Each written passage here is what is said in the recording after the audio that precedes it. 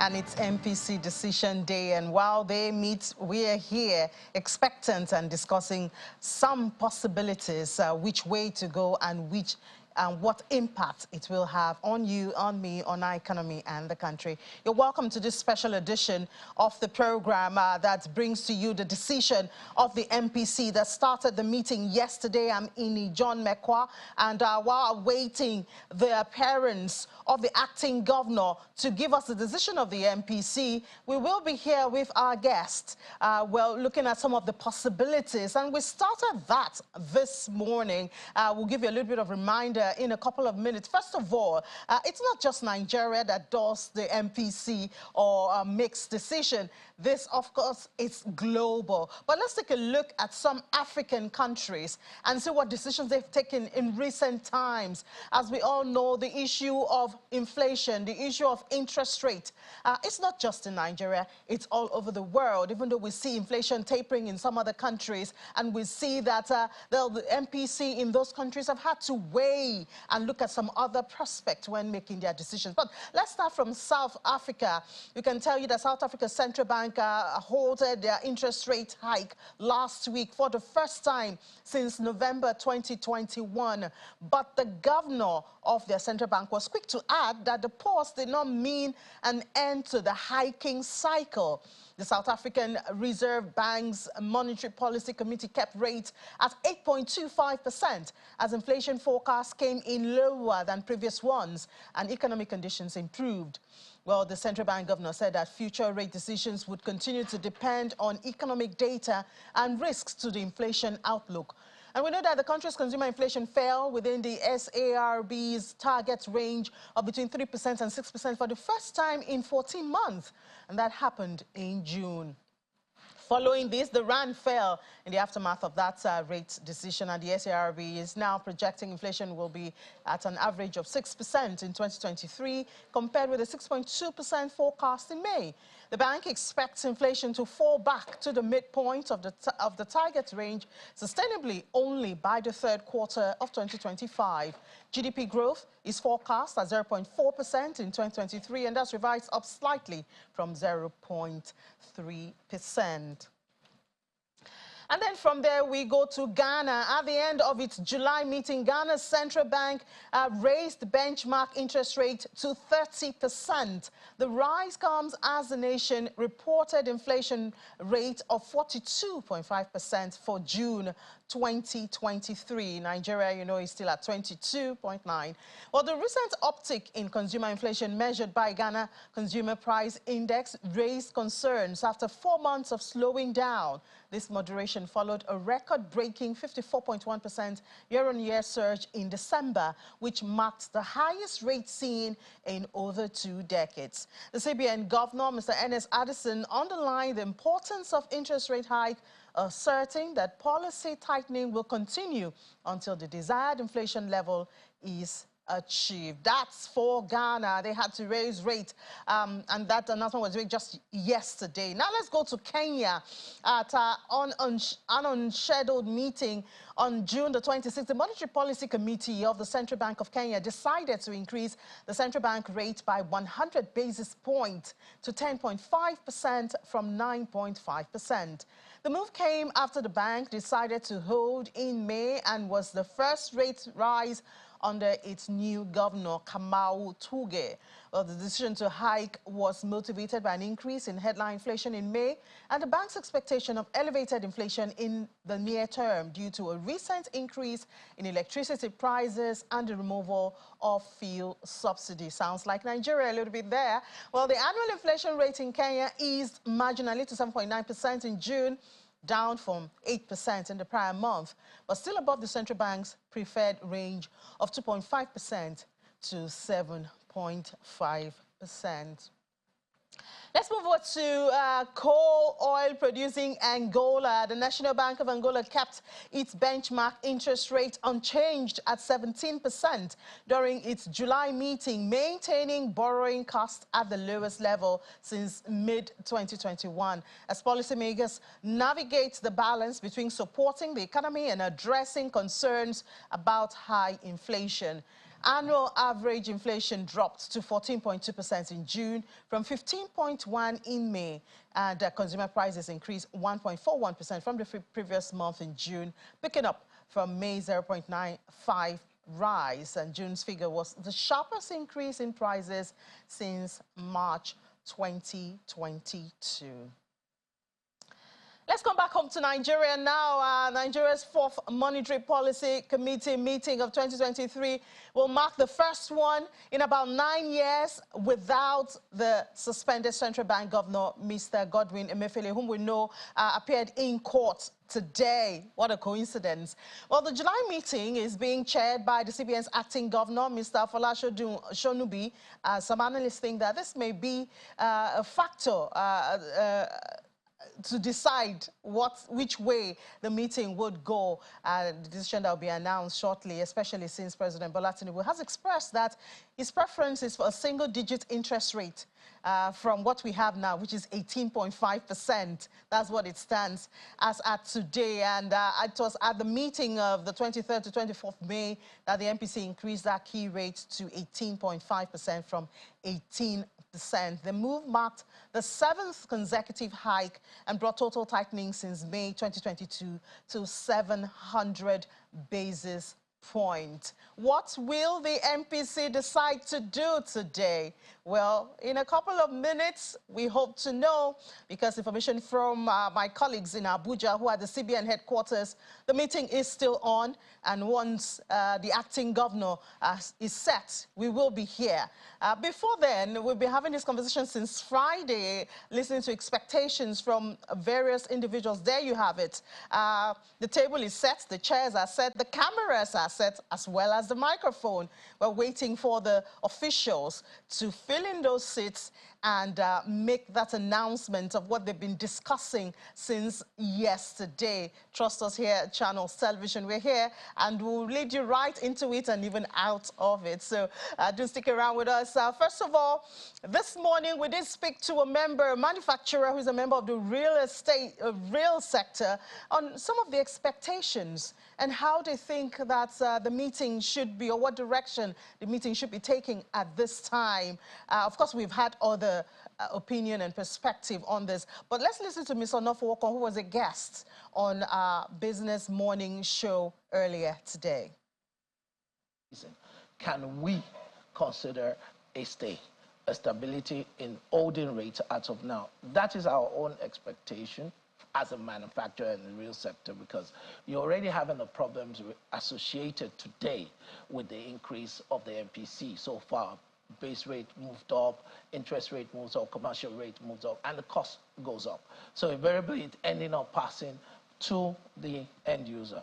And if the government wants stability, there's going to be a catch-22. You want savings. The whole point of increasing interest rate is to try and create more savings, is to try and create more investment, institutional investment, foreign direct monetary investment. We're using macro policies, which are the monetary policies, to try and fix both macro and micro policies. The micro policies are the physical policies, where the government needs to play hand and balance whatever monetary policy you're trying to do. When we look at it today, and when we look at the impact to the real sector, do we need more increases? I don't see it, because if you look at Treasury bill rates today, as of July the 12th, it's 5.94.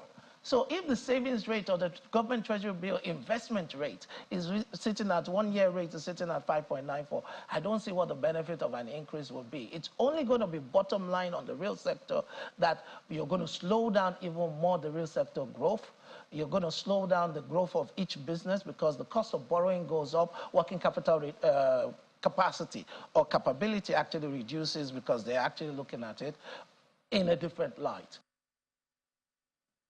So that's Mr. George Onofowokon, the Chief Executive Officer of Coleman Wires and Cables, and he thinks that the MPC should hold rate at this meeting.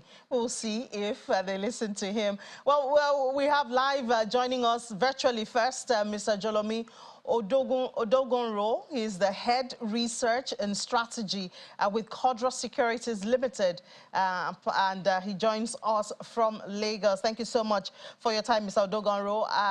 It's going to be a long wait, I see. Yes, it is. Good afternoon. Thanks for having me. Good to have you. And right here in the studio, we have someone else from the real sector, Mr. Olukunle Iyoda. He's the Chief Executive Officer of Brute Consulting, and he joins us here. Good to have you in the studio, Mr. Iyoda. Thank you for having me. Thanks. So maybe I should just start with you. I don't know if you heard Mr. Onofo. He's like you, a manufacturer, and he thinks that holding rate is what will be good for the economy at this time. What are your thoughts? Well, I want to say that, thank you again for having me on your show. I want to say that I quite agree with him because there have been different, school of thought, either to increase, either to halt. But at this time, I think halting the interest rate may be in the interest of the economy. What we need to do right now is to see how we can stimulate the economy. And I want to believe that it is high time that Africa, or Nigeria in particular, begin to craft out a local strategy that will work for our economy, that will work for our country. Because why do we increase the interest rate? You increase the interest rate because you want to curb inflation. You increase the interest rate so that you can lower demand, the side of the people. But if you look at countries that have used that effectively, they are countries that rely so much on, credit card. Majority of the people carry credit cards. So if the interest rate is low, there is that probability that more of them want to either purchase luxury goods or even the day-to-day, goods that we have. But if you look at Nigeria, majority of us, we live, everything is a cash economy. If you want to build a house, you better have possibly all the money that you need for it. You want to buy a car, you have to buy it 100%. You want to buy food, you have to buy it 100%. Unlike advanced countries where there is a credit system. So there's no credit system in Nigeria. Now, by the time you increase the interest rate, you're actually hurting the economy. You're hurting the economy in the sense that it made the cost of doing business, higher for the real sector, for the manufacturing sectors. We need to, at this point in time, to see how we can fund productions, how we can stimulate production. You cannot stimulate production in an atmosphere where already, because of the unifications of the dollar rate, it already made the cost of production to be very high for the manufacturer. Now, on top of that, you want to increase the interest rate. So it becomes more, expensive, to do business. I hope that the MPC today will halt. And the reason why I'm saying that is, if you look at the history of increasing the interest rate, has it actually curbed the inflation rate in Nigeria? And my answer to that is no, it hasn't. So you're saying the hike in interest rate hasn't really been effective? I do not think it's been effective because we jacked from, the last time was May, so we moved from 18% to 18.5%, right? So what was inflation rate in May compared to inflation rate now? The inflation rate now is eating almost 23%. And if you look at the inflation rate, food actually contributes more because they're about 25% increase. The inflation rate for food sector is 25%. So which means that the sector that is actually affected the most is the one that concerns myself and yourself, which has to do with demand for food. Now, the demand for food, let's not forget that the dynamics between demand and supply. Because of the insecurity, I want to believe that the farmers couldn't produce as they should have. So basically, that has affected the food production. But is that what is fueling the increase in price? My answer to that is probably no. Because don't forget that we also have a major element with the energy cost, coupled with the fact that you have poor infrastructure. The road network is bad. These are things that fuel inflation, when it comes to food, the food sector. So I hope that the MPC today will, all of us are expectant, but let's hope for the best. There's nothing wrong with hoping. But let me get from Mr. Odogoro. Mr. Yoda here believes that the hikes we've been having in recent times, since I think May last year, has not been effective. Do you see it from that perspective too? So you have to look at it from exactly what they were trying to curb. At the start of the year, the MPC focused on maintaining this tightening policy, increasing the policy rate by 100 basis points. Now, some of the arguments therein were that what sort of impact would it have if most of the inflation was cost-push inflation?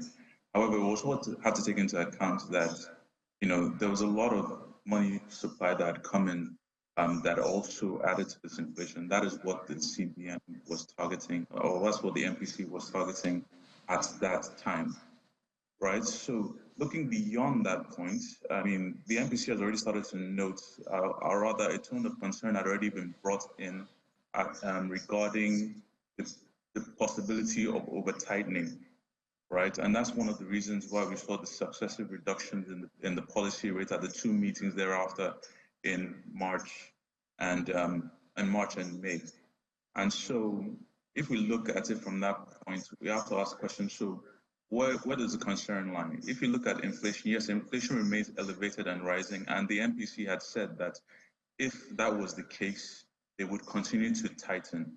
However, given that note of concern that has now come in about the possibility of over-tightening, given that, in the Nigerian economy today, we have plenty short-term risks to the economy that can impact growth quite negatively, we believe that the MPC may come to the point where they're now looking at, not stunting growth of the economy, right? And so our view is that, yes, the impact of the increases in the monetary policy rate may not have been as impactful, especially given that it hasn't really filtered into the financial market, but however has impacted the real sector negatively. So while at the start of it, I will argue that successive increases in interest rates were necessary to sort of temper the inflationary pressure, we may have come to the end of that cycle, such now that the impact on inflation or the negative impact on inflation are outside of the purview of monetary policy, and therefore maybe looking at the MPC sort of holding the policy rate stable, given, again, like I mentioned, that there are short-term risks to the economy that could be significantly negatively impacted, especially if you continue with successive interest rate hikes. All right, so it's in both of you on the same side. I don't know if the MPC is on the same side with you, because I mean we still have the threat of inflation. Even you alluded to it. We have inflation at 22.79, heading to 23, and let's not forget that the NBS had come to say after releasing the numbers that has not captured the whole impact of the subsidy removal and transport and food and all of that. So we expect that at maybe at the end of this month, when we will have inflation numbers for July, it should be more than that, going by what the NBS has said. So the MPC also has the responsibility to tame inflation. I agree absolutely that MPC has that, but like one of our guests, said here, I think we need to look beyond the monetary policy, their fiscal policy that the government really need to, embrace to stimulate growth in the economy, to curb inflation as much as possible. So the idea of over-reliance on, the outcome of MPC policies, I think is something that we also need to, look into. You said that the president is canvassing for a single-digit interest rate, quite ambitious. And the reason why the president possibly is canvassing for a single-digit interest rate is to help the rail sector. Because if you are able to help the rail sector, the SMEs employ about 90% or 94% of the total workforce that you have in Nigeria, and contributing about 49% to our GDP. So if the SMEs are able to access funding at a much lower rate, then it can, enable better productions. And if we have better productions, what do we see? There's going to be more supplies, and the supply is going to be able to match with demand. But what you have currently now is that the dollar rate is completely, unpredictable now. We started from 600 and something now to close to almost 900. That's what you have. That even as much as we try to unify, you still see that the dynamics in the market seems to have widened what you have in the parallel market and what you have in the I&E windows. Okay, and all these will continue to fuel inflation. So it's not just the interest rate that will fuel inflation. The issue of the dollar exchange rate, is there. Not to talk of some other, dynamics. And there's also the issue that we got a surge, highest ever of currency in circulation. That's also another factor for inflation. Yeah, absolutely. That is true. But, I said that maybe it's high time we begin to talk to an average Nigerians. An average Nigerian, the downtrodden, those who are about 70% of our population who struggle to afford, I won't say 3 square meal because myself, I don't hit 3 square meal. Because of health, not because you cannot afford it. However, when you say that we have too much money in circulation, which is true as a result of the unification of, of the currency. I think we have about 64 trillion, thereabout. If you say that you have too much money, an average man on the street, you say, where is the money? And that's the truth. So I want to believe that the language we should begin to speak now should be language that can be understood by an average Nigerian. I think that's where we are missing the point. We speak so much grammar, we go too much academics, sometimes. But the average guy on the street does not understand. The workers whose salary has not been increased for the past 6, 7 years is asking you, okay, if there is money, show me the money. Well, it is true that for the first time in many years, what is available now to various state government is much higher. Maybe now we begin to, hold ourselves accountable. The increase that we are getting, how does it impact the life of an average Nigerian? If you are unable to answer that question, you just discover that there will continue to be agitations. So it is true, we have so much money in circulation, there's no doubt about that. But we should do it in a way that it impacts. It's like when we talk about GDP growth. If you say you have GDP growth of 20% that is not felt by an average Nigerian, so what growth are we really talking about? All right, so average Nigerian now in focus. Ms. Anyeda is saying that we're not speaking the language of average Nigeria. We say that there's been a surge in currency in circulation, and then the average Nigerian will ask you, where is the money? What language should we be speaking now, to have an inclusive communication and conversation with average Nigerians? Okay, so, when we speak about the money in circulation, yes, it's a momentary thing, but then the impact on the average Nigerian over time can be quite significant, because that leads to spiraling in inflation. It's almost impossible. So, bringing it back, it's almost impossible for you to have a GDP growth rate that is significant and high that is not felt by the average Nigerians. It's almost impossible because the amount of business that would have to be transacted at that level, the amount of basically economic prosperity at that level will be felt by one and all. So when we speak, about what the NPC needs to do with regards to growth, growth is one mandate. Inflation is another mandate. Inflation is the one that is, quite in the face of everyone at this point in time, given how impactful it's been, with obviously elevated and rising inflation at this time, impacting one and all. Yes, core inflation has been affected by energy costs, again, some of which are due to the policy actions that have been implemented now. But again, those policy actions have been implemented for a reason and should ultimately lead to, driving economic growth at a much higher pace, right? If you take away the subsidy and those savings are filtered into impactful sectors of the economy such that every Nigerian can feel it.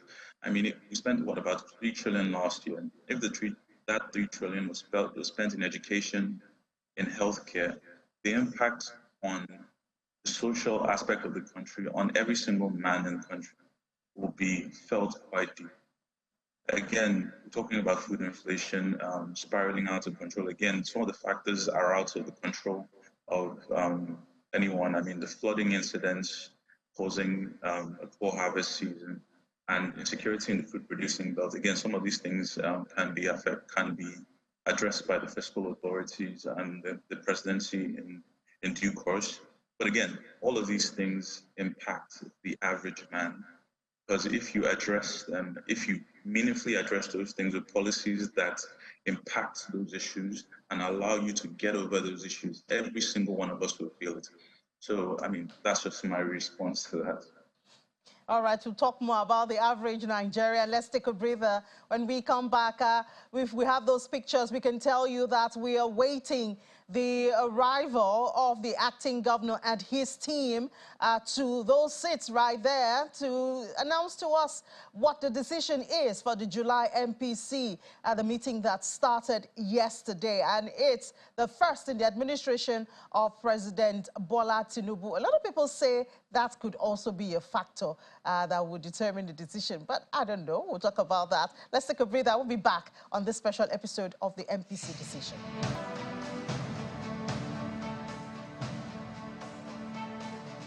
You're welcome back. It's still MPC decision day. We're awaiting the announcement of the decision of the MPC, which the meeting started yesterday. And of course, there's so many considerations before that meeting.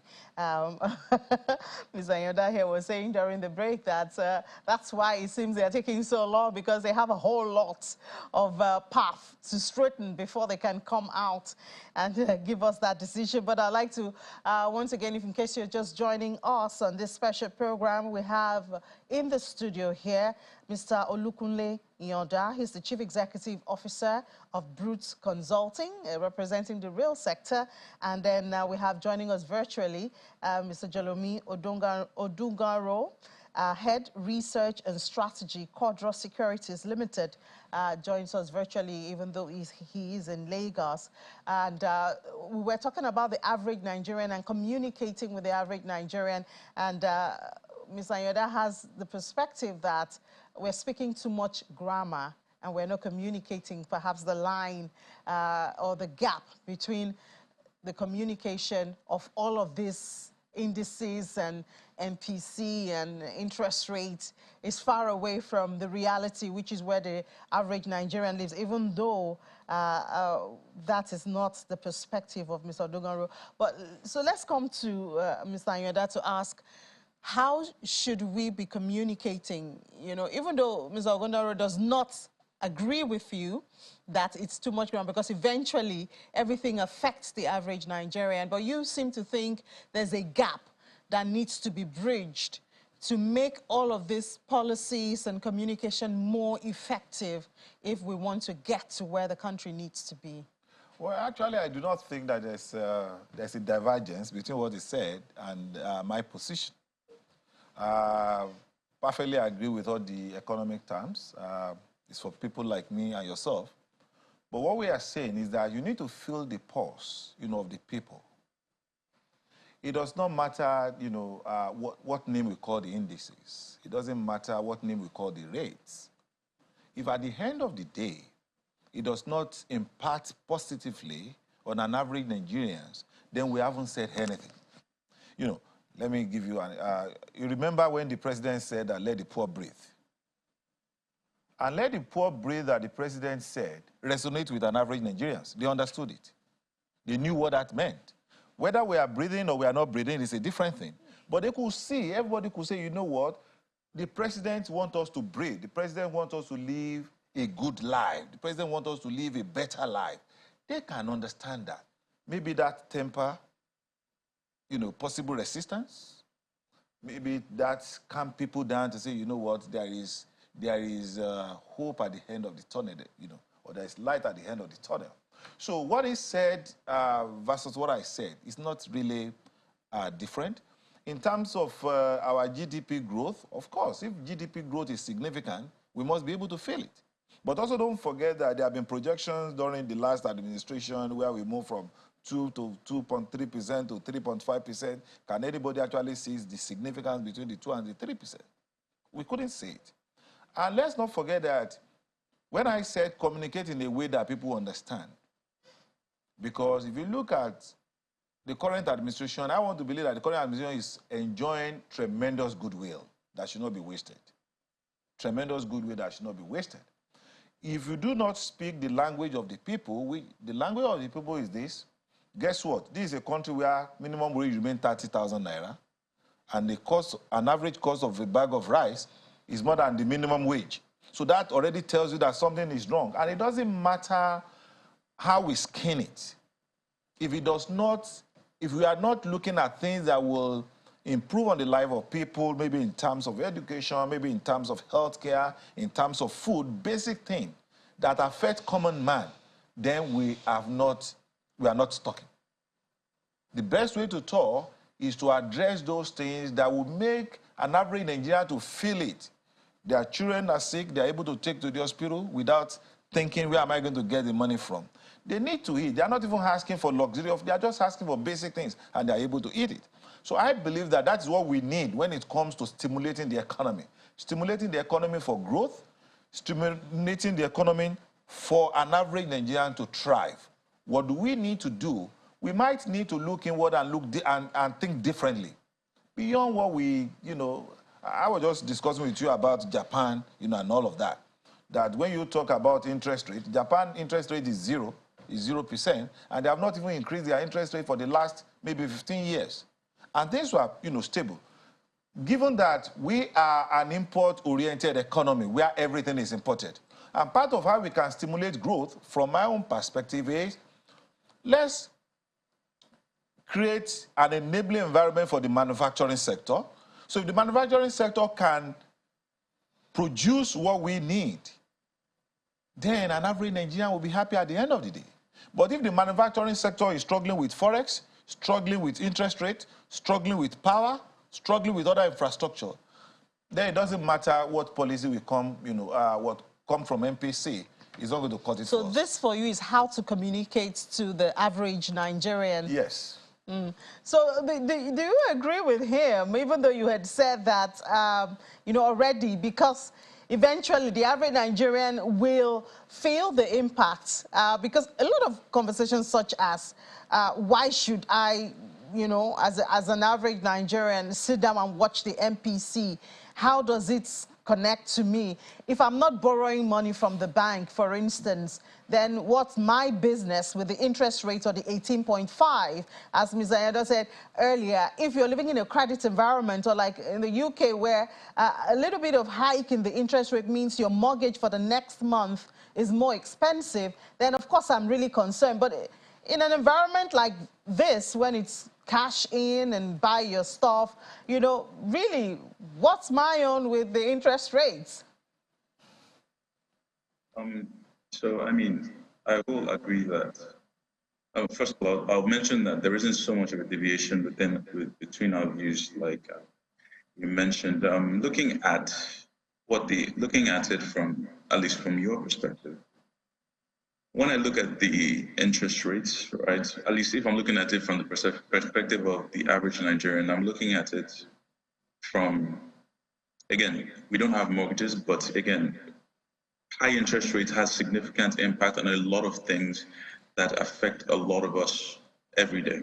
So yes, it may not affect your mortgage rates, but the cost of borrowing that impacts the production of the companies that hire us, the companies that sell to us, it's meaningful in our lives. So yes, the average Nigerian may not be able to associate the monetary policy pass-through of the different policy tools that the MPC is using on an ongoing basis. However, higher interest rates means higher cost of borrowing in the economy almost immediately.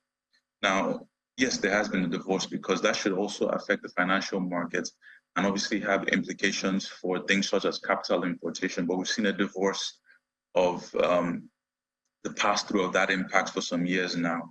And so most of the impact is felt rather in the real sector.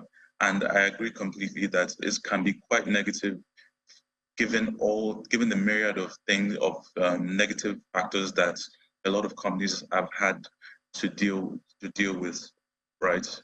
So when I at least, if I'm bringing it down for the average man, if seems to be where we are right now, higher interest rates for you has implications on your consumption.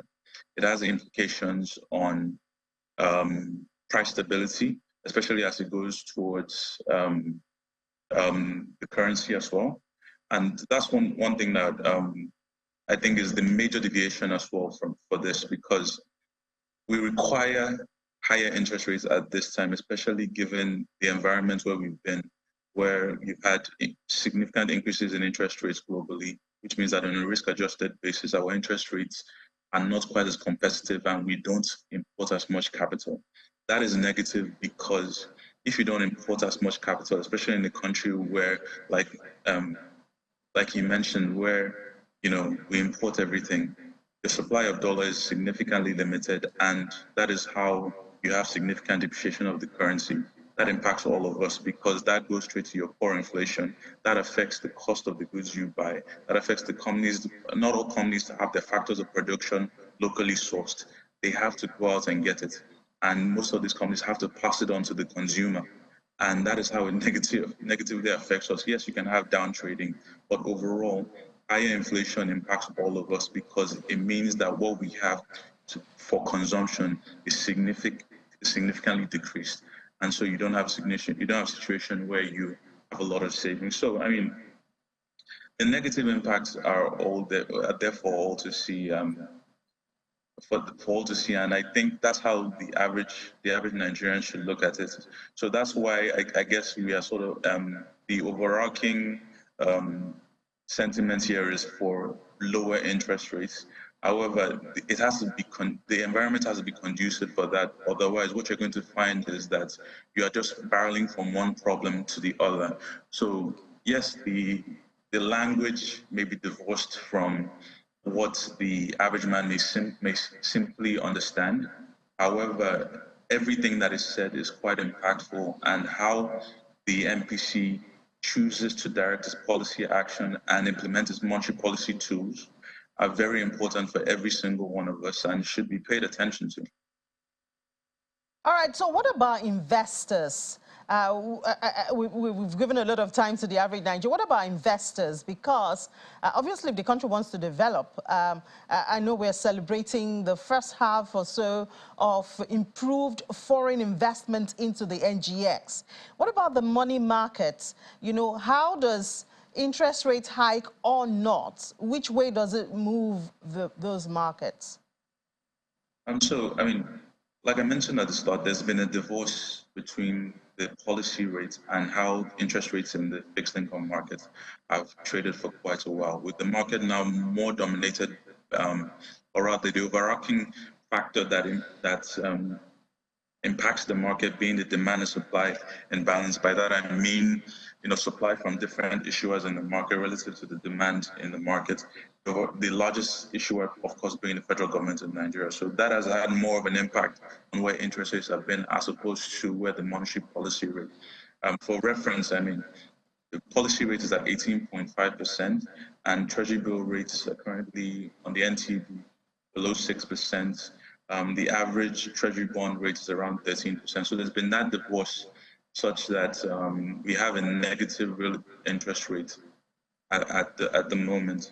So no, the MPR, the increase or decrease doesn't really affect the financial markets as significantly anymore. But if we look at it holistically for investors, right, we would say that at this point in time, a lot needs to be done, especially given that you've liberalized your FX market. So at the start, we had this, positive impact where a lot of investors were looking at Nigeria and the liberalization of the market, and you had that first mover deluge that caused that increase that you saw for foreign portfolio participation on the NGX. However, that's tempered a bit because a lot needs to be done thereafter.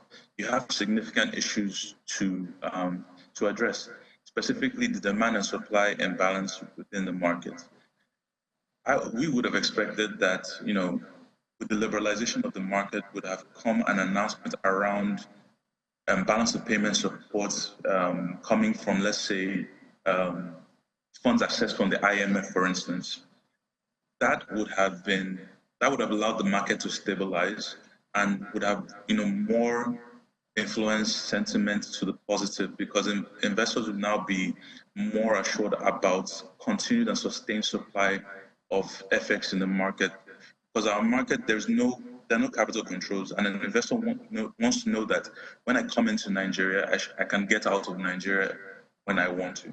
And over the last couple of years, we've pretty much had implicit capital controls because of the significant demand and supply imbalance, which means that investors that have come into Nigeria have not really been able to go out of the country just because they've not been able to source currency from the CBN. And with liberalization of the market, that is more positive in that with that liberalization, the market is open and demand and supply should ordinarily, if start to balance. However, a lot needs to be done. Now, when I look at the interest rates, I look at it from one perspective. So I also look at it, we need to have a reconnection of that pass-through with the financial market, because beyond every other thing that needs to happen, yes, I need to have balance of payment support, right? Which means that I can supply the market, but that balance of payment support is only going to go so far. You also need higher short-term interest rates while you have this supply problem, because investors, what the benefit of higher interest rates on government securities, at least in line with where the NPR is right now, is that not only does it incentivize capital importation, it also incentivizes domestic investors to hold narrow-denominated assets over speculation. Because when you have a market where you have declining reserves and obviously falling towards the IMF's recommendation West African monetary zone countries, even if that is above the World Bank recommendation, you have speculative demand that is going to start to come in at a significant tilt and pressure your market, right? Short-term interest rates will have the effect of not only bringing in capital, but ensuring that speculative demand within your market is low. Thereafter, you need to be able to supply the market to a good degree. Beyond that, you also need to now incentivize exportation so that the supply that's coming into the currency supply that's coming into your country is quite significant, is enough to at least level out the balance between demand and supply for FX. So it has to be an overarching policy review around the currency, and interest rates. The NPR is a start. Because that's what I wanted to ask you. That, I mean, we've been hiking rates since May last year, and as you noted, it's supposed to attract investors, capital inflow, and all of that. Can we say we've seen those benefits, from those rate hikes, apart from the issue of inflation now? The other benefits, that we're supposed to enjoy from hiking interest rates? So I would say that the hikes that we saw or we've seen since 2022 were majorly to address spiraling inflation, right? We've not seen that connection between the NPR and the financial market for quite a while, right? So when you have a situation where your NPR is at 18%, but your treasury bills rates are around 6%, there's a divorce in the impact of your policy rate on the financial market. Most of the impact now is being felt in the real sector, where borrowing costs are being adjusted by banks the moment the NPR is increased, because the risk-based framework, that's NPR is the base of the risk-based framework by which banks used to set interest rates. So that goes directly to them. But we've not really felt it in the financial market for quite a while. I mean, not since OMO rates were around 20-22% level, right? So that's one of the reasons why you're not seeing that significant capital importation beyond the other factors, that being, like I mentioned, the implicit capital controls we've had for some while, given the demand and supply imbalance. So there really needs to be a reconnection of that, of the pass-through impact of the policy rate into the financial market, such that the policy rate should reflect or directly impact the level of interest rates within the market. Like I mentioned, for quite a while now, the demand and supply balance has determined where interest rates go. If the supply is high and demand is low, interest rates are higher.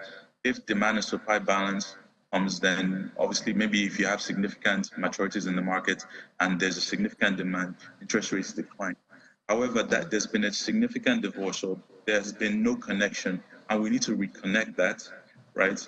And that is going to be one of the things that's very necessary in ensuring that we can balance our FX market. So while we do believe that, we may not see an increase in the policy rate now, especially given the growth concerns, we believe that beyond the MPC advising, because if you look at the issues around growth, you're talking about depressed demand, you're talking about currency pressures. These factors need to be addressed by the fiscal authority, and the most the MPC can do is advise, right? But beyond that, they need to look at properly realigning the market such that the MPC's policy tool applications affect not only the real sector but the financial markets in a way that allows them to significantly deploy the policy tools and affect the greater market. Because that's the point of this at the end of the day. Policy tool application should impact the markets. All right, well, let's also, apart from our guest in the studio, we did speak with Professor Uche Uwaleke, Professor of Financial Markets, on what he expects as, I think we're counting down, got a message to say that we're expecting that announcement at 5 p.m. That's in about 10 minutes. Hopefully we'll keep to that time and the considerations would have been dealt with. But let's hear what Professor Uche Uwaleke has to say as we await the decision of the MPC. Financial conditions are already tight. Against that backdrop, it wouldn't be, again, in the interest of the system to say you are, further tightening. You're also increasing the MPR. And remember, it's not just the MPR we are looking at here. The MPR is one, of course, it represents the anchor. But we also have other instruments that they have also been using to further tighten, and one of which is the capital, reserve requirements. The liquidity ratio is also another. And with particular respect to the CRR, if you compare Nigeria's CRR with the CRR in other economies, especially sub-Saharan Africa, what you would find is that the Nigeria CRR is a bit on the high side at 32.5%. Which is why I welcome the idea of reducing the CRR with respect to merchant banks by virtually, I think, around 70%, down to 10%. Of course, what that means is that merchant banks will now be in a stronger position to finance, projects and to also lend to, the real sectors, of the economy. And you'll agree with me that in taking decisions, regarding even trying to reduce inflation, there should also be a consideration of output. In the first quarter of 2023, just as we know from the MBS, GDP growth rate, dropped, came down to 2.31%. And I wouldn't be surprised if by the time GDP, the second quarter numbers, come in, we also experience a further decline. So there is need for the central bank to support growth. One way by which they can support growth is to also see how they can ease this, monetary policy. Professor Uche Uwaleke, the Professor of Financial Markets at the University of Nasarawa State. So one of the things he said, Mr. Anyoda, is that central bank should support growth. We saw a lot of intervention, so it's not just monetary, but going to the fiscal aspect, dealing with the issue of finances and support by the central bank for how many years now? We know the borrowers, anchor borrowers program among a whole lot. Is this what you would understand as CBN supporting growth? Well, personally, I do not think that should be the role of the CBN, where things work well. CBN is supposed to the banks of banks. If we need growth, I should be able to approach my bank, for whatever growth that is required in my business. So we talk about, nationally, we want to stimulate growth. Well, the CBN has key responsibility, but when it comes to those interventions, I personally have some challenges with it. because I believe that, number one, it is not open. I believe that there's a lot of politics, around it. I believe that those who need to get it, some do not get it. And just like the forex issue. So the various interventions, because I know, couples of clients and friends who try to assess it and they're unable to assess it. Okay. So, and that is where I have issue with it. The intervention is not wrong itself, but do we have the right parameters? And can people who need it, can they actually assess it in a seamless way? If they are unable to assess it in a seamless way, what you just see is that we have a policy that is very good on paper, but that favors some people because, and sometimes I always say that what we practice in Nigeria is more of chronic capitalism, in which it's just I am what I am because of who I know. All right. And I think that needs to be corrected. If that is not there, and people have free access to some of this intervention, obviously it's going to work. But again, we need to push it back to the bank. That I as a manufacturer, as a business person, should not concern myself with central bank. In advanced countries or other countries where the economy works the way they should, do they talk about their reserve banks? What concerns them with reserve bank? It is because we have a lot of anomalies in the market, and in the way we do things. That's why we keep going back, to the CBN. If things work well, I do not think every Dick and Harry has to go to CBN and say, I need this intervention and what have you. So you think it's the CBN shouldn't really be involved? I do not think it's the responsibility of the CBN, to be involved in that. What CBN is it that, or you do think that the system is not transparent enough? I believe that the system is not transparent. I believe that the systems, just like the forex, what's happened in forex, that the reason why people canvass for, for us to liberalize the foreign exchange market is because even though it is there, but how many people actually have access to it? And that becomes a major issue, It's not that it is wrong itself. Many countries of the world, we do it, but they do it in a transparent way. Can we bring transparency into the way we do things in governance? I think that's the question that we should be asking ourselves. All right, so it's almost 5 o'clock, I think just about 2 or 3 minutes. And if we could see the visuals there, we're still awaiting the acting governor of the Central Bank of Nigeria, Mr. Folashodun Shonubi, and his officials. Oh, there you are, he's seated. So we're almost there. I think we're waiting, I believe, a couple of minutes more.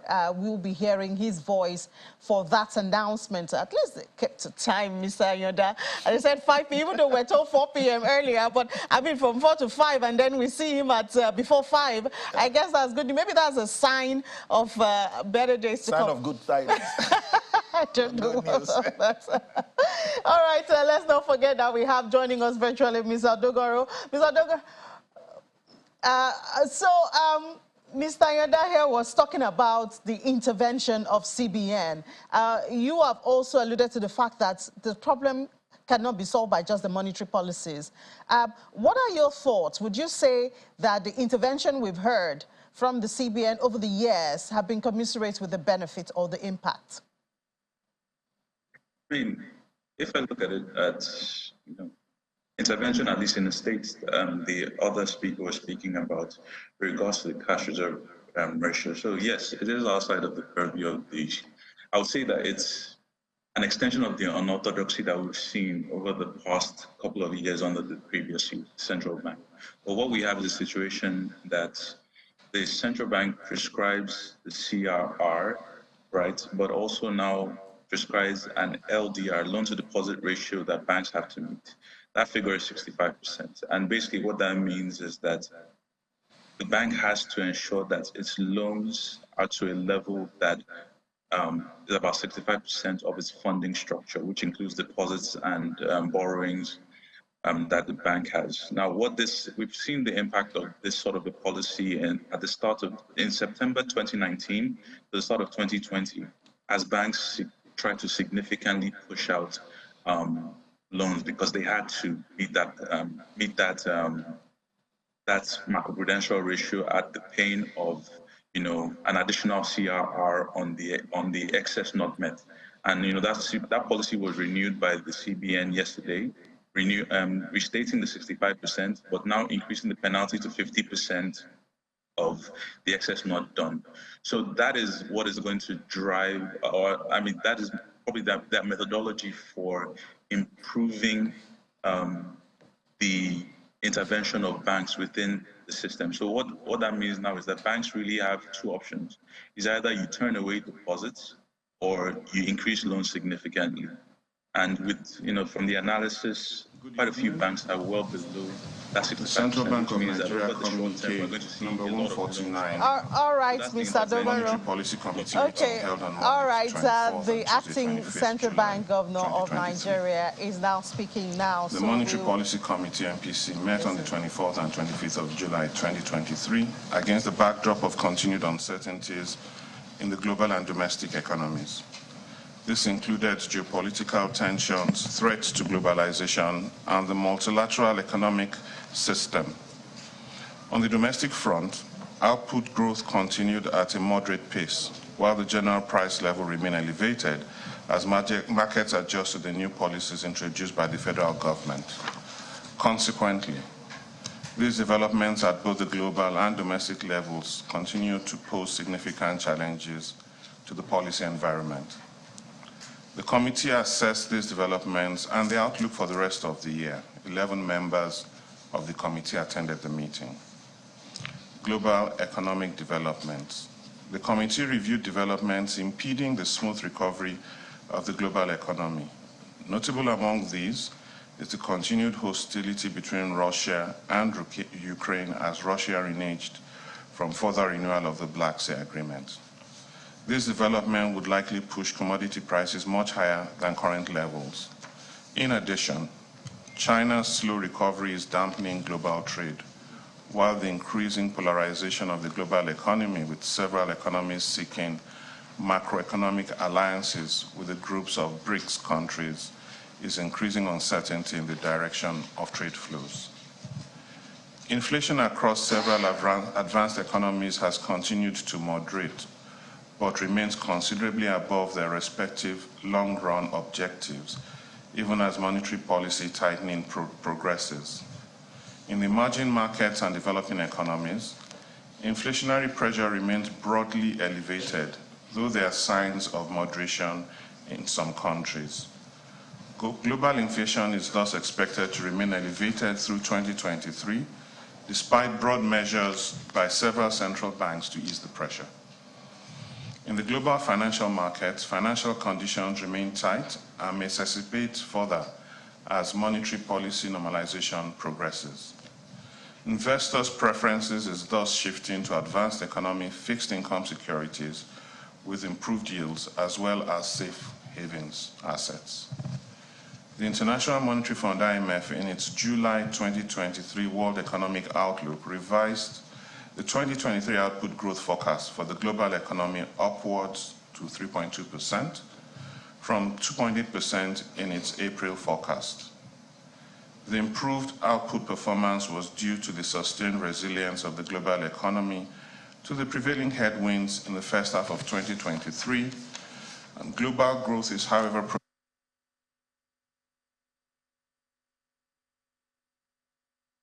domestic economic developments. Available output numbers from the National Bureau of Statistics, NBS, showed that real gross domestic product, GDP, grew by 2.31% year-on-year in the first quarter of 2023, as compared with 3.52% in the preceding quarter. While growth moderated, it has remained positive since Q4 2020. Thus, steady and positive performance was driven largely by sustained growth in the services and industry sectors, supported by broad-based measures by both the monetary and fiscal authorities. Staff projections show that output growth recovery in 2023 would remain positive as economic agents adjust to the recent policies on zero subsidy on the price of premium motor spirit, PMS, and convergence of exchange rates. On price development, the committee noted the quick uptick in inflationary pressures as headline inflation year-on-year rose by 38 basis points to 22.79% in June 2023 from 22.41% in the previous month. This was driven by the moderate increases to both food and core components. Legacy headwinds, including security challenges in major food-producing areas, high cost of transportation driven by the rising cost of energy, and inadequacies in public infrastructure continue to drive the rise in food and core inflation. Key developments that would likely sustain upward pressure on domestic prices in the short to medium term are the recent deregulation of petrol price and the transition to a unified and market-determined exchange rate. The unfolding dynamics in the monetary policy environment and the resultant pass-through to domestic prices will thus require greater collaboration between the bank and fiscal authorities. Broad money supply M3 in June 2023 grew by 24.35% year-to-date, compared with 6.7% in May, driven largely by the increase in both net foreign assets NFA and net domestic assets NDA. Money markets rates reflected the level of liquidity in the banking system. Consequently, the monthly weighted average open buyback OBB and interbank call rates decreased to 9.12 and 11.61% in June 2023, from 12.6 and 12.31% in May, respectively. In the banking system, financial soundness indicators remained stable and strong. The capital adequacy ratio, CAR, stood at 11.2%. Non-performing loans NPLs ratio was 41.2%, and the liquidity ratio 48.4% as at end June 2023. In the financial market, equities remained bullish through the review period.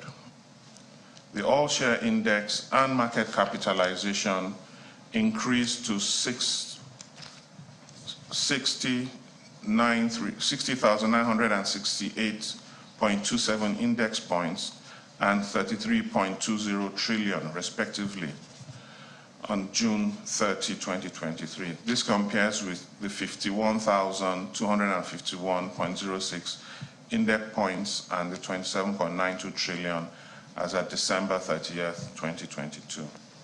This indicates continued investor confidence in the Nigerian market, as investors foresee a more stable macroeconomic environment once the current policies of the bank and the federal government fully permeate the economy. Gross external reserves improved marginally to 33.97 billion as of July 20, 2023, from 33.75 billion in June 2023, as accretion to external reserve remains weak, while foreign exchange demand pressures persist. Outlook. The overall outlook for the recovery of both the global and domestic economies moderated. Uncertainties remain, and global-level legacy headwinds such as the war in Ukraine and slow recovery of the Chinese economy, as well as ongoing BRICSification, are key downside risks to output growth. In the domestic economy, factors precipitating the uncertainties remained with insecurity within farming communities, high prices of PMS and other energy products, as well as pressure in the foreign exchange market persist. Forecasts for key macroeconomic indicators for the Nigerian economy indicate that the economy will continue to recover moderately through 2023 to grow by 2.66%. CBN estimate 4.2% federal government and 3.2% IMF. The committee's consideration. The committee's consideration focused on the persistent rise in inflation and its potential adverse effect on output growth and household income. The continued uptick in inflation month on month, driven by an increase in both the food and core components of the CPI, in the view of members, remained a key challenge. The members also expressed concerns that the recent policy decisions around subsidy removal, exchange rate liberalization, and distribution of palliatives would have pass-through effects to inflation. Members therefore call for decisive measures by the bank to address the likely liquidity surfeit from these developments, including using appropriate monetary policy tools and instruments. The committee urged the monetary and fiscal authorities to sustain its collaboration towards addressing the inflationary pressure and incentivize domestic investments to reduce unemployment and boost output growth. It enjoined the federal government to continue to explore policies to improve investor confidence in the Nigerian economy and paved way for foreign and domestic investments. Members emphasized the need to attract investments, particularly to auto manufacturing, aviation, and rail industries to boost non-oil revenues.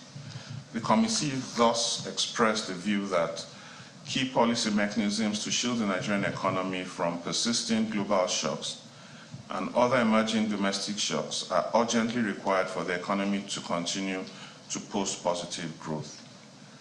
The committee also recognized the several measures put in place by the bank to boost foreign exchange liquidity. Particularly, members were of the view that the recent policy on foreign exchange market reform would increase market transparency and encourage more foreign capital inflows. It therefore urged the bank to leverage on effective policies to attract remittances from diaspora to help moderate exchange rate pressures. The committee commended the bank's role in the effective oversight of the banking system, evidenced by the relative stability in key financial soundness indicators and resilience of the sector, despite tight global and domestic financial conditions. Members, however, noted the potential impact of the recent policy reforms on financial system stability and called on the management to act proactively to ring-fence the banking system from any possible second-round effects. The MPC thus urged the bank to sustain its macroprudential surveillance over the banking system. The committee's decision. Following the outlook for the domestic economy, members were of the view that the committee was confronted with only two policy options: to hold or hike the policy rates to offset the moderate increase in headline inflation. Considering the option to hold, the committee reviewed the impact of the continued rise in inflation on various macroeconomic variables, noting the potential dampening effect on output growth. Members agreed unanimously that the previous series of rate hikes had indeed greatly moderated the pace of price increases. The option to continue to hike the policy rate a bit moderately also presented a strong alternative. This is premised on the expected liquidity injections into the economy from the recent policy developments and the likely impact on inflation. The committee remained cautious in arriving at a policy decision as members noted the need to continue to support investment, which will ultimately lead to the recovery of output growth. The balance of these arguments thus leaned in favor of a moderate rate hike to sustain efforts at anchoring inflation expectation, narrow the net, and improve investor confidence.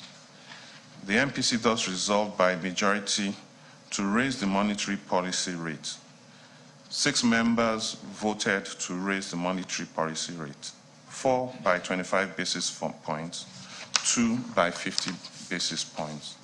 5 members voted to hold the monetary policy rate constant.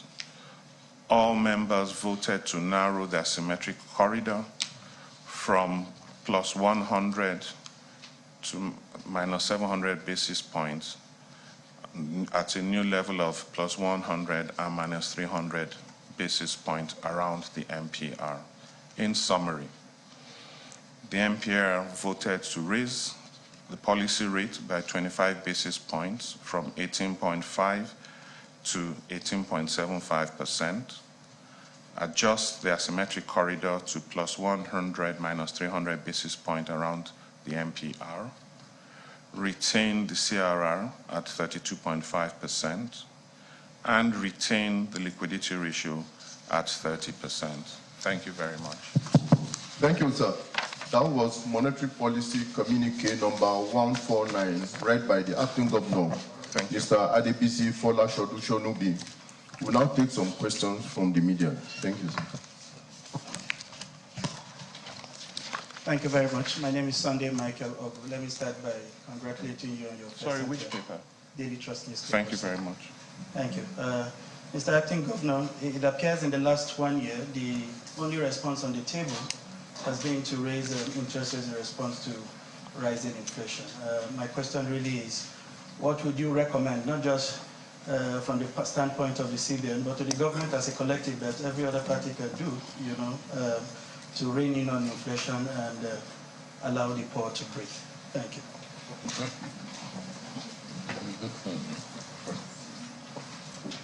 Good evening, Acting Governor. I'm Nancy Naji, Moneyline with Nancy on AIT.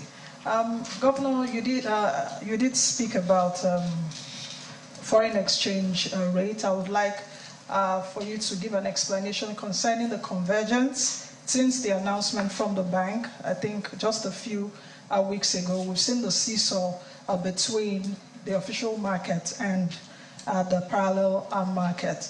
I would like to know if the Central Bank of Nigeria would intervene, because our exchange rate is now off the hooks, is a front burner topic and hot topic right now for businesses. And what role exactly the Central Bank will be playing? Is it that of a market maker role, or how will you intervene? That's my question. Thank you. Good evening, Acting Governor. Sir, my name is Nduka Chejin of the Nation newspaper. Mr. Governor, December is fast approaching. Please, can you give us an update on the status of the Naira redesign project? And then why is it that we are not seeing enough new Naira notes in circulation? Thank you very much. Thank you. We have 2 questions from Lagos. Okay. Babajide Komolafe of the Vanguard newspaper. Sir, the Association of Mobile Money and Bank Agents in Nigeria recently announced increases in point-of-sales transaction charges, citing the current economic climate in the country for their action. What is the CBN doing to check issues of unauthorized charges levied against customers? The second question from Lagos, Bukola Ido of the Leadership newspaper. Acting Governor, sir, with other central banks mulling the idea of floating their own digital currency, what is the status of Nigerian Central Bank's digital currency, CBDC, the e-Naira? Thank you. Okay. Thank you very much. Daily Trust has asked about inflation, and that all we've been doing is hiking up the rates, and it looks as if it hasn't made much of a difference as far as inflation is concerned. The first thing I'd like to highlight, it has made quite a lot of difference, and I believe in previous MPCs we had indicated and shown that every time we have had a rate increase, it has actually moderated the rate of inflation. But that's not all that we've been doing, and during this MPC we had quite a lot of time talking about inflation, talking about the various tools and mechanisms that we could use to manage inflation. We agreed that one of the key challenges now was a liquidity overhang, and we needed to look at the various tools we had. As a matter of fact, in the communique, you would have noticed that we made reference to that same fact. So in addition to interest rate hikes, we've also come up with various ways to tighten the liquidity, because we believe that if the liquidity surfeit actually runs across not just inflation, but also has some impact on the exchange rate and other parts of the economy. So I can confirm that it is not only rate change that we're looking at to moderate inflation. We're looking at every tool in the box that would help us reduce liquidity, and that should have a positive impact on reining in inflation. From Moneyline, the convergence, and use the word which is not exactly right, unification. We're not trying to unify any rates. We believe that we need to encourage the market to be more efficient and to be more effective, and that takes a bit of time. Some of the volatility you've seen over the period has been driven by that same fact that the market needs to find its level, and also the reality that there's pent-up demand which current supply may not be sufficient for. And as we ease and satisfy the pent-up demand, we begin to see a more efficient market that runs. But you also need to understand that the dynamics of pricing in the market, and we feel we should actually stop calling it the I&E, because it is now much more than the I&E. For us, it's a market where everybody and anybody through the licensed institutions can participate. So we expect that over time, sooner rather than later, the volatility you are seeing would normalize. The role of the central bank is to intervene and keep the market at a fairly stable level. We have our views as to what that level is, and as the market continues to oscillate around that level, if there's a need for us to intervene, either by buying or selling, that's the role of the central bank. We will continue. We have started intervening, and we've been doing it for a while, and we will continue to intervene to bring the market to the levels that we believe it should be. Right now, in the short run, these volatile times are expected, but we expect them to moderate sooner rather than later. The nation asked about update on the Naira redesign. When a currency is printed and sent out, it is expected that it will go through a number of cycles, and then over time will become one and then would be replaced. That's what we're doing. We had to put out or re-put out old notes, and as they're coming in, they're being processed and returned to us as not issuable. We're then bringing out and replacing them with the new notes. We believe that we have an optimal level of the currency out there, so more of what's being done is replacement to keep the level rather than just putting out money out there. And that is seen by the fact that the banks, whenever they come to us for notes, we provide it to them. If it wasn't enough, they'll be asking us for much more. If it was too much, they'll be dumping that much more on us. So we'll slowly, and over time you will see, have the old notes replaced out of the system with the new notes that will be the norm. And that will be out of practice, not fanfare. You'll just see it slowly morph from old to new. The question from Vanguard was around the charges that the POS operators have announced increases. The model that the central bank runs is that we do not deal directly with the POS operators. We have companies that we license, super agents, and the super agents then have agents, amongst which are the POS operators that have the point of sale devices.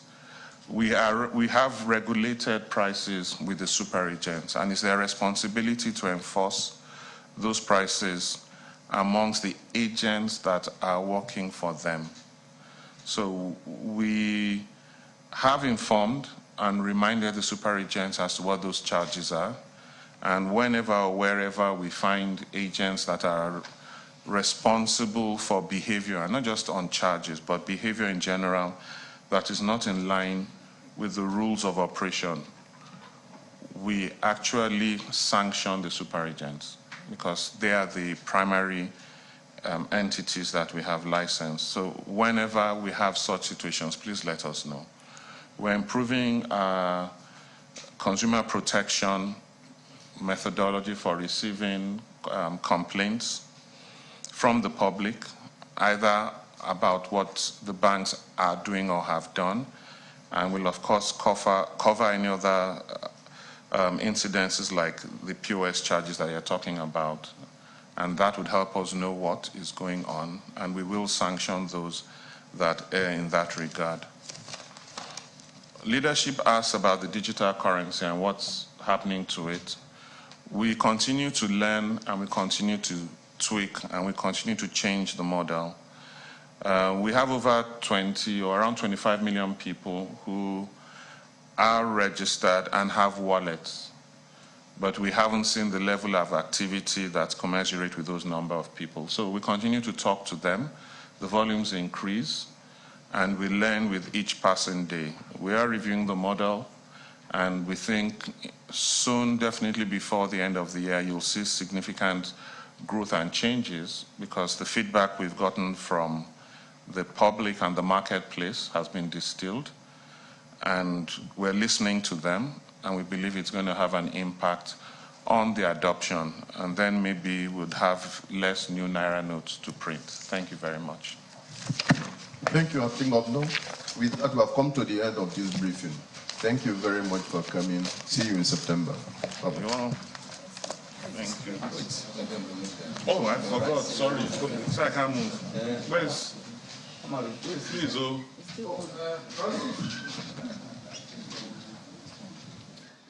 There you have it there, the acting governor of the Central Bank of Nigeria announcing that there's another rate hike. But as he put it, it's a mild one. And I think it would be comforting to Mr. Yoda here to know that you had 5 members voting that the, that the rates be put on hold. You know, you have a lot of company there.